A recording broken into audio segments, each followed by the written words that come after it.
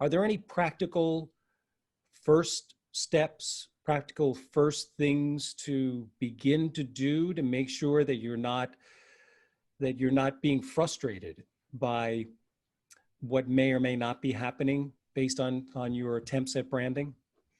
Can't give away all the secrets that quickly, Paul. Yes, I see a lot of people that struggle and aren't comfortable speaking in front of a camera. So guess what's the easiest way to get comfortable? Find a friend, find someone you know, find a coworker to do one of these Zooms and do an interview.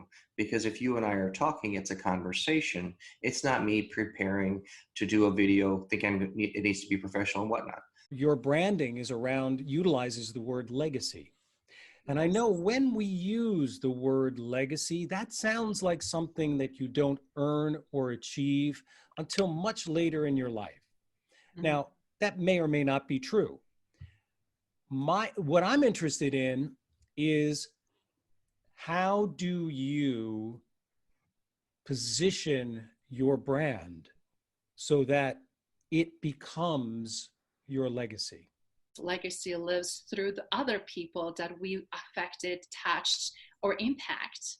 So that is why it's such a beautiful thing what you guys are doing also with all this digital footprint and everything that you creating. That is the value that you disseminate, and you never know what the range and reach it is right now when it's a great global platform.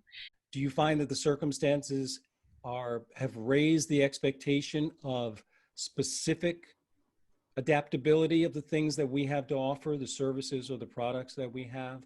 Has it raised that expectation on the point of the point of view of the people that we're talking to?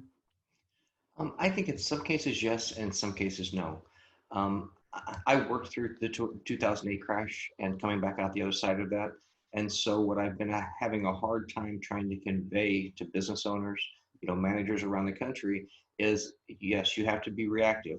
But if you don't react, establish what you're doing now, and then start being proactive and moving forward, it's going to be a different 2021. How do you maintain a brand, but yet how do you also shift it to show adaptation to change? I think a lot of us are being stuck with information or knowledge that we had prior to these events that occurred in 2020. And obviously restrictions, how we interact and deal with our new normal business avenues and interaction with our clients.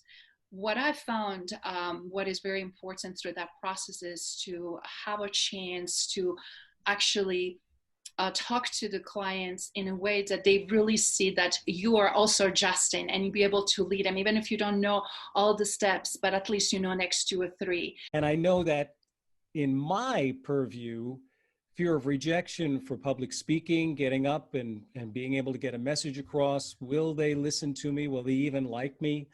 Will that have a bearing on my success? And again, you're right. Rejection comes even before failure, the thing that we even fear so much. And, I know very often people tell me that their public speaking fear, their public speaking anxiety is one of their top fears. But in reality, it breaks down to being a fear of rejection. Give us a couple practical steps, Glenn, that you give to anyone that you're training in terms of sales to feel more comfortable. I think first and foremost, anytime you're selling something, you have to believe in what you're selling. If you don't believe in what you're selling, it's never going to come across to the customer in a way that they're going to believe, trust, and like you.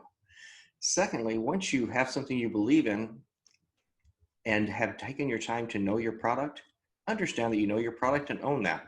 The biggest thing I've seen customer or salespeople struggle with is not having confidence that they know their product better than their clients. So let's equate the word fear with the word, what's holding you back?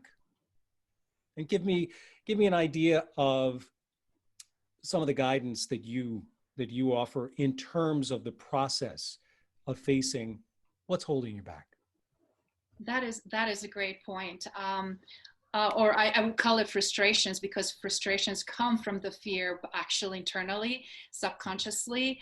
And what often happens specifically right now, obviously we have on top of the fears also uncomfortable, forceful change, a lot of anxiety, because a lot of people feel like we don't have control of so many things. What can I truly do?